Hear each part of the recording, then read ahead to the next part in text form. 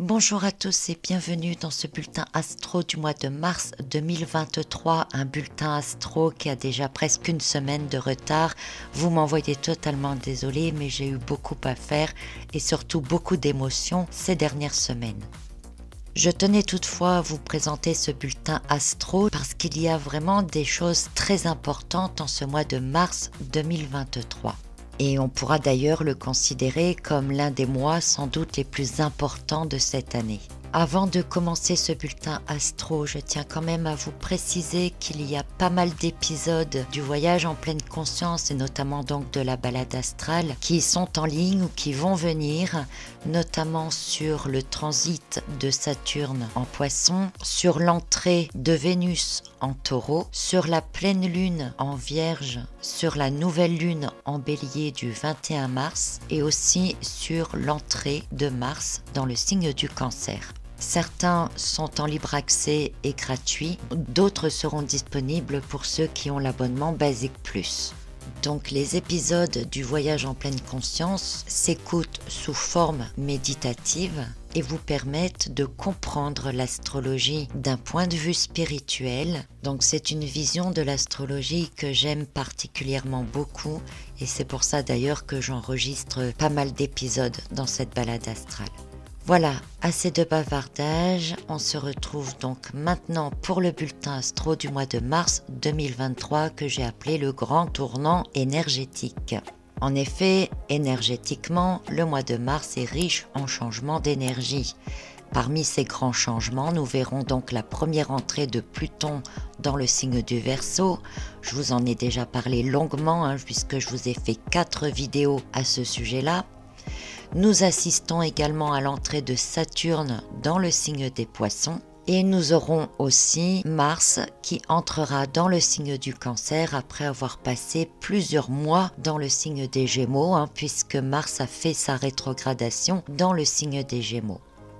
Alors la toile de fond du mois de mars comporte 2 configurations longues importantes. Alors le carré Mars-Neptune a démarré le 23 février. C'est un carré qui reste présent maintenant jusqu'à la fin du mois de mars. Je vous en ai déjà parlé dans le bulletin astro précédent, donc je ne vais pas revenir complètement dessus, mais résumons en disant qu'avec ce carré, beaucoup de choses pourraient être simplement inventées, falsifiées, mises en avant comme une carotte pour tourner nos regards vers une illusion ou les détourner des intentions réelles profondes. Certains d'entre nous utilisent les énergies du carré Mars-Neptune pour ne pas voir la réalité. Parlons davantage du trigone entre Mars et Saturne. Ce trigone va démarrer vers le 8 mars, au moment où Saturne entre dans le signe des Poissons, et il va se poursuivre jusqu'au 19 avril.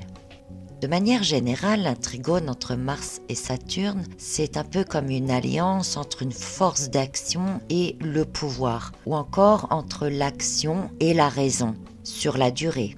Et avec Saturne en Poisson, on peut parler ici de longue durée, voire d'un temps qui semble infini, voire définitif.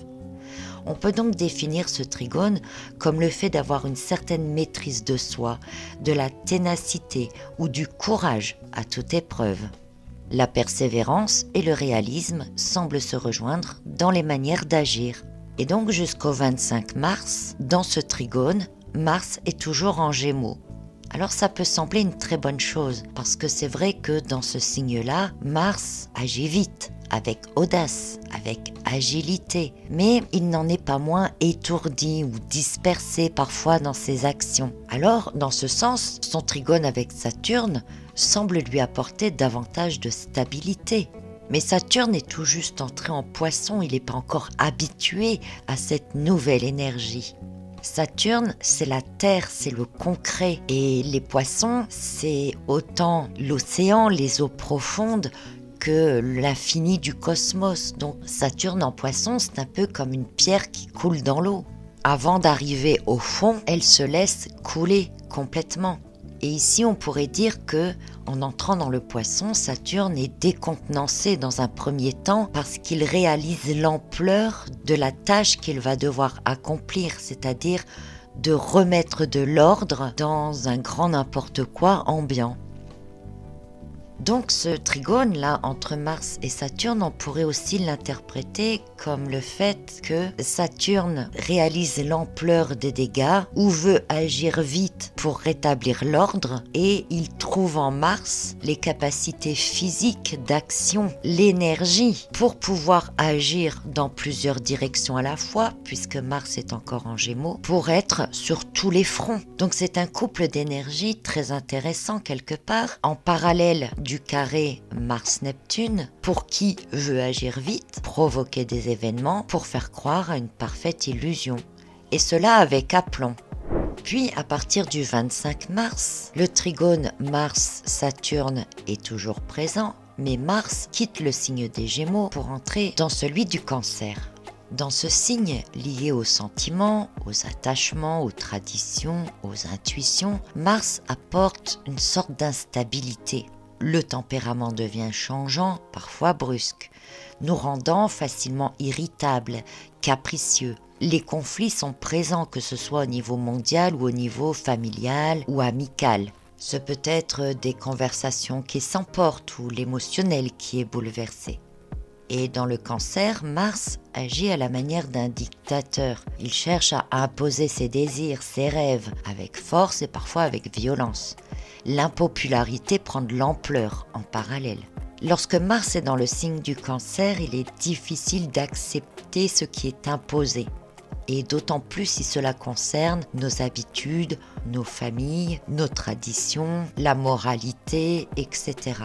L'esprit conservateur est fort, si vous voulez. Alors le climat environnant peut paraître tendu, voire hostile. La tension et l'hostilité sera renforcée par Saturne. La culpabilité peut aussi se faire ressentir davantage, où on peut s'amuser à développer en nous de la culpabilité. En gros, en nous accusant de toutes les fautes, de toutes les erreurs, ou même de notre égoïsme. Alors avec Mars en Cancer, on pourrait avoir envie de se défendre, de repousser certaines limites, de refuser certaines obligations. On a envie de se raccrocher aux valeurs fondamentales, à remettre de l'ordre dans ce qui semble bien, dans ce qui semble juste, qui, dans cette période, semble être en train de voler en éclats. C'est donc dans l'ambiance de cette toile de fond que se produisent les grands événements astrologiques de ce mois de mars. Alors dans l'ordre, il y a d'abord la pleine lune en Vierge du 7 mars. La pleine lune en Vierge active un axe astrologique Vierge-Poisson qui est lié au service, à la santé, à la guérison. Cette période pourrait mettre en évidence donc des tensions ou nous donner la sensation de devoir se sacrifier. C'est comme si des efforts étaient demandés à chacun de nous, mais que nous avons en même temps le sentiment d'être abusés parce que le signe de la Vierge, très connecté, a la capacité de comprendre au-delà des apparences et même de faire des liens entre les données qu'elle reçoit. Elle nous rend donc capables d'entrevoir concrètement certaines finalités ou de faire des liens entre certains événements.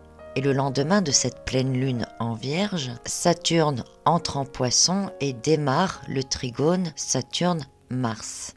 Donc Saturne quitte définitivement le signe du Verseau, il entre en Poisson. Il en ressortira qu'en février 2026. Si je n'ai pas le temps de faire une vidéo spéciale Saturne en Poisson, sachez que j'ai consacré de nombreuses pages sur ce sujet-là dans le Grand Guide Astro 2023. Je vous invite donc à aller les relire pour bien vous mettre en mémoire ces énergies de Saturne en Poisson qui vont nous impacter durant 3 ans.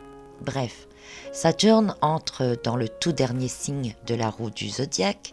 C'est donc son étape ultime avant d'entamer un prochain cycle. Au cours des 3 ans à venir, il va clôturer un cycle de 26 ans. Dans l'ensemble, Saturne pourrait nous faire prendre conscience de certaines limites que nous dépassons, de la fragilité du monde qui nous entoure aussi, mais également de sa force. Il pourrait chercher à réglementer et structurer certaines dérives ou encore peu à peu nous faire entrer dans l'acceptation d'un nouveau paradigme. Avec Saturne, c'est lentement mais sûrement que les choses se produisent. Et cette phase terminale, en Poisson, prendra donc 3 ans. nous noterons probablement une progression plus marquante au fur et à mesure que Saturne se rapprochera de Neptune. Dans le Grand Guide Astro 2023, j'avais d'ailleurs interprété la conjonction entre Saturne et Neptune et surtout donc le transit de Saturne en Poisson comme une période au cours de laquelle l'humanité allait en quelque sorte payer ses dettes karmiques.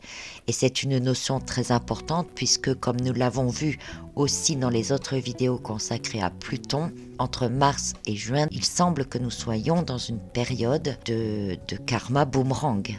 En tout cas, avec Saturne en Poisson, on peut affirmer que les 3 années à venir vont être orientées vers des changements importants. Donc j'essaierai de faire une vidéo spéciale Saturne en Poisson, mais pour l'instant, je ne vous le garantis pas. Ensuite, le 16 mars, c'est Vénus qui entre en Taureau. Alors, dans le signe du Taureau, elle est maître et elle est ici connectée avec tout ce qui est tangible et perceptible. Et bien qu'elle aime tout ce qui est beau, reposant, bienfaiteur, Vénus, elle craint aussi tout ce qui pourrait chambouler ses habitudes, ses plaisirs, sa sécurité physique et financière. Et cette énergie de peur, cette crainte profonde, pourrait se combiner à celle de Mars en Cancer qui tient à défendre ses acquis. Donc Mars va entrer en Cancer quelques jours après l'entrée de Vénus en Taureau. Mais avant cela, on a la nouvelle lune en Bélier du 21 mars. Une nouvelle lune qui sera en conjonction avec le Soleil évidemment, mais aussi avec Neptune et qui sera donc en carré avec Mars. La nouvelle lune en Bélier, de manière générale, elle marque le début d'une nouvelle année astrologique. C'est aussi l'équinoxe de printemps. Et à ce moment-là, il y a 4 planètes en Bélier. La Lune, enfin c'est pas une planète, mais bon, la Lune, le Soleil, Jupiter, Mercure, et il y en a même 5 si on compte Chiron. Donc autant dire que le Bélier est ici largement mis en avant.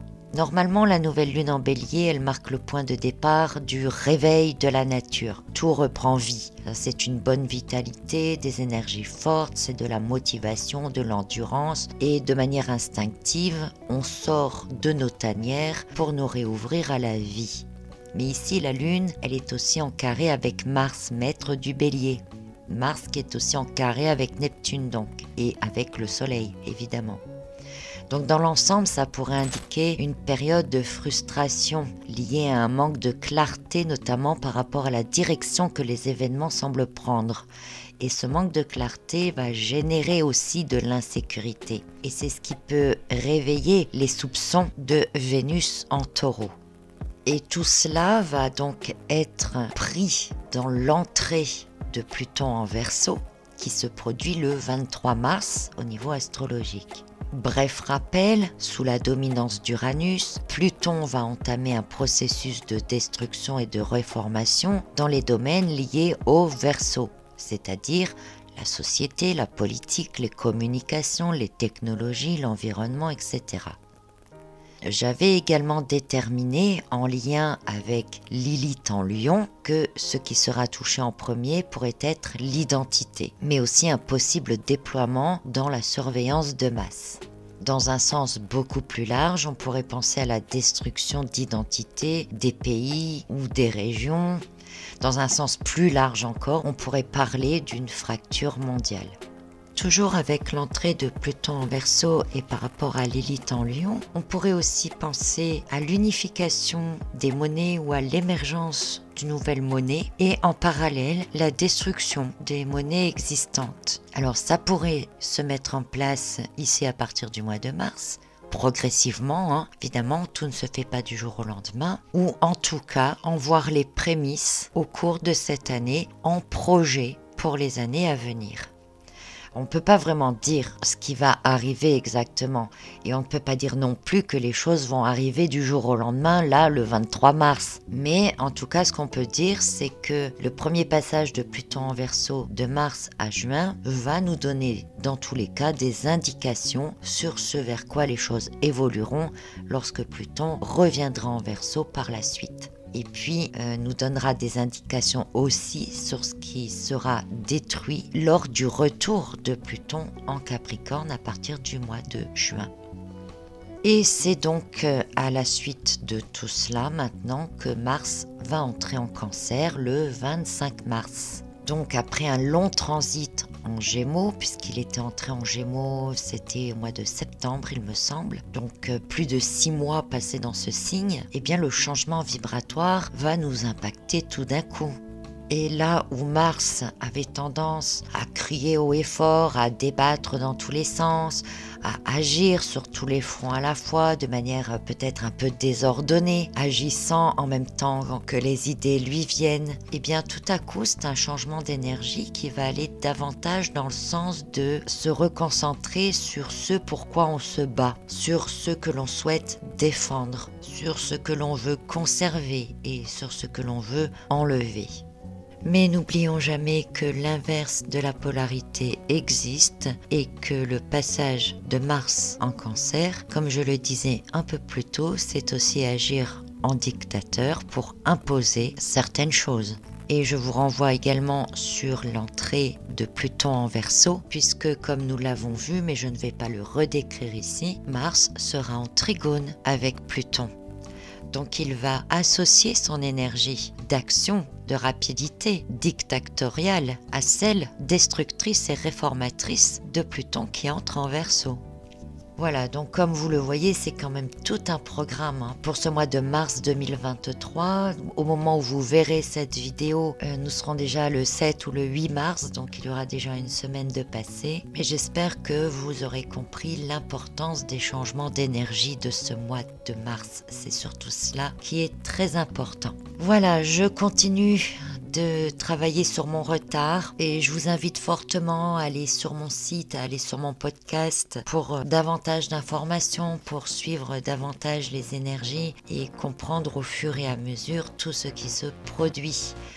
Allez, je vous retrouve très bientôt pour d'autres vidéos. En attendant, prenez soin de vous, de ce que vous aimez, profitez de la vie et du moment présent. À très bientôt.